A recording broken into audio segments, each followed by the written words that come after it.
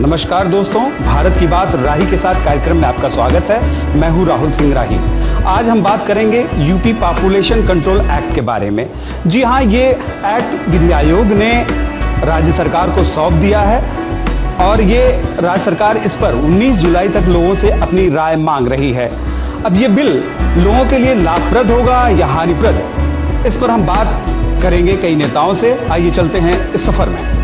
राज्य विधि आयोग ने यूपी जनसंख्या नियंत्रण स्थिरीकरण व कल्याण विधेयक 2021 का ड्राफ्ट तैयार कर लिया है। इसके लिए सरकार ने सरकारी नौकरी में आवेदन से लेकर स्थानीय निकायों के चुनाव में जुड़ने से रोक लगाने का प्रस्ताव दिया है।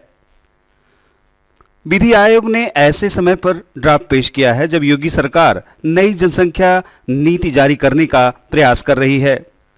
2 से अधिक यानी 2 चाइल्ड पॉलिसी को 77 सरकारी योजनाओं से अनुदान से वंचित करने का प्रावधान है।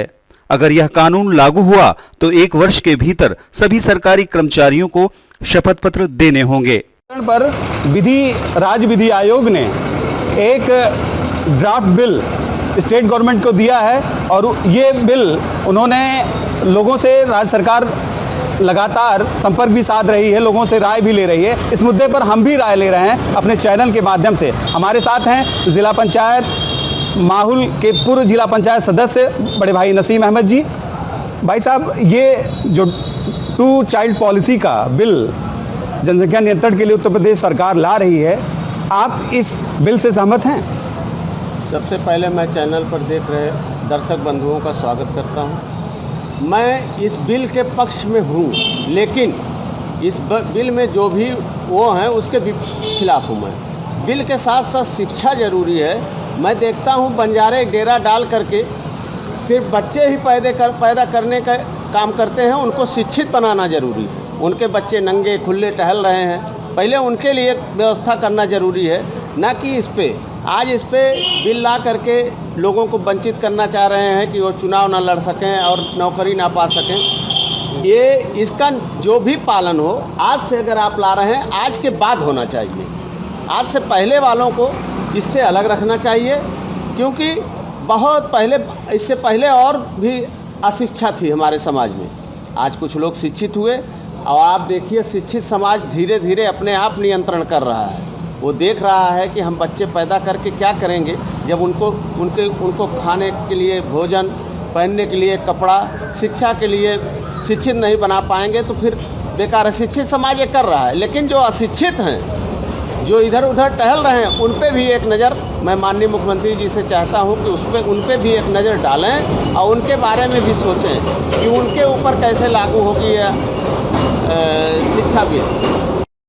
कानून लागू होते समय उनके 2 से अधिक बच्चे होने वाले स्थानीय प्रतिनिधियों का निर्वाचन रद्द किया जा सकता है। नौकरी वालों का प्रमोशन तथा को बर्खास्त किया जा सकता है।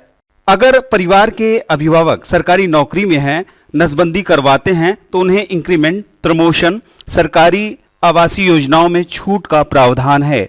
एक बच्चे के बाद नसबंदी करवाने वाले अभिभावक 20 वर्ष तक मुफ्त इलाज, शिक्षा, बीमा, शिक्षण संस्था और सरकारी नौकरियों में प्राथमिकता देने की बात है।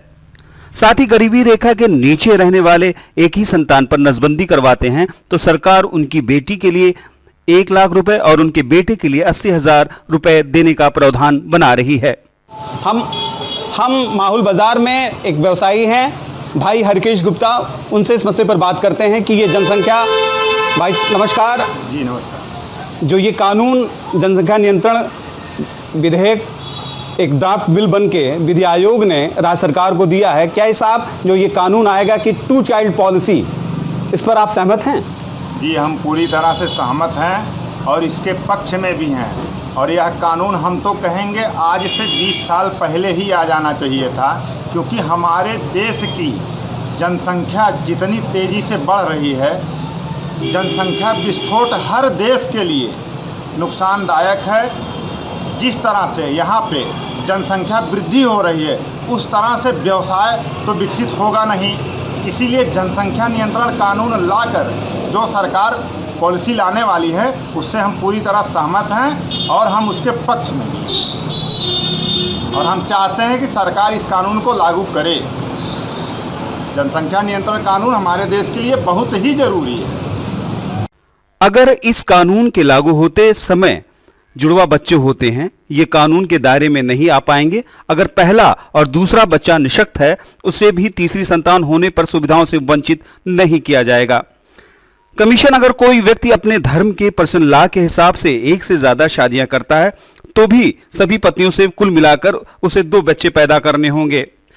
राज्य विधि आयोग के चेयरमैन जस्टिस के मित्तल ने अपने एक बयान में कहा कि आजादी के बाद से ही इस कानून की जरूरत थी, इसलिए कानून बनाने के लिए कदम उठाया गया। विधि आयोग ने जिस बिल को ड्राफ्ट कर दिया है, जनसंख्या नियंत्रण बिल को, उस बिल को उन्होंने सरकार को सौंपा है और सरकार इस पर 19 तारीख तक लोगों से राय ले रही है। अब इस पर इनकी पार्टी का क्या कहना है, आइए इसी सिलसिले में मुलाकात करते हैं भारतीय जनता पार्टी के जिला मंत्री दिलीप सिंह जी से।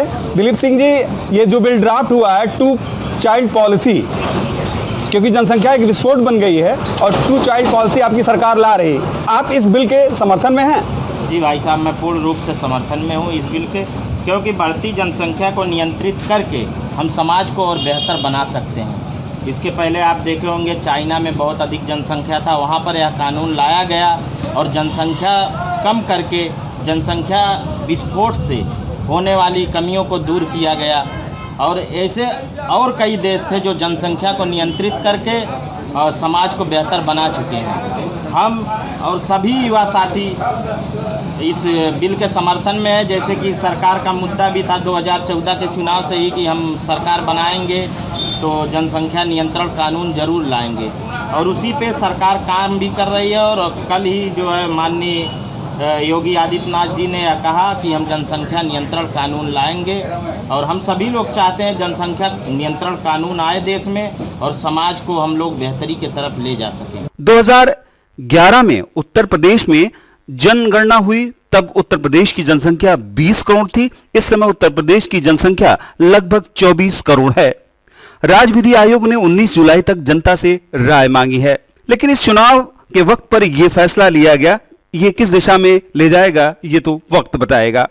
हमारे बीच में हैं रिशाद उर्फ बबलू जी, जो कि मदर टेरेसा फाउंडेशन के उत्तर प्रदेश के जनरल सेक्रेटरी हैं। आइए इसी मामले पे उनसे बात करते हैं। बबलू जी, ये जो ड्राफ्ट 2 चाइल्ड पॉलिसी का, जनसंख्या नियंत्रण का एक ड्राफ्ट विधि आयोग ने स्टेट गवर्नमेंट को दिया है, और क्या ये जो बिल है, इस बिल की पॉलिसी से आप संतुष्ट हैं कि असंतुष्ट हैं? और मैं बताना ही चाहता हूँ कि हमारे जो राज्य विधि है, अभी तो राज्य विधि ने दिया है, अभी ये जाएगा हाई कोर्ट, फिर ये जाएगा सुप्रीम कोर्ट, तो ये सब विधि होने में कई बरस तो यही लग जाएगा।